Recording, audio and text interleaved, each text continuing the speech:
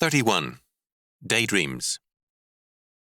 There is neither dreaming nor daydreaming in heaven, but only in hell.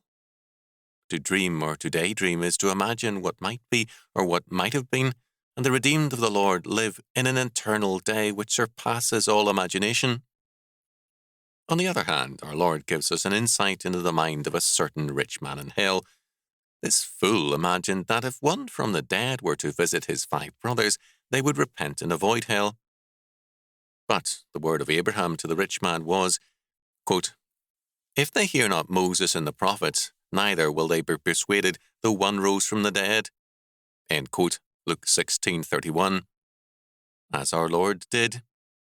This rich man was, in effect, dreaming that he too would have repented if a man from the dead had witnessed to him.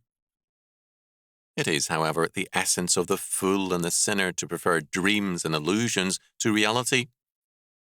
In their mind's eye, they can always do everything. Years ago, I remember someone saying enviously of another man's success, "I could have done that." To which someone answered, not with originality, but with truth, "Yes, but you didn't." Those who live in terms of their daydreams soon despise reality and its opportunities.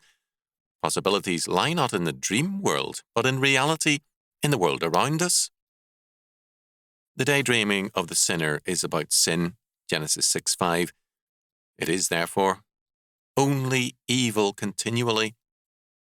The Bible, indeed our Lord himself, forbids us to spend our time imagining what evils lie ahead.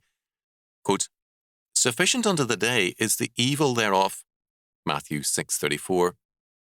We're required to trust and obey the Lord always, to do our duty, and to leave the future then in His hands.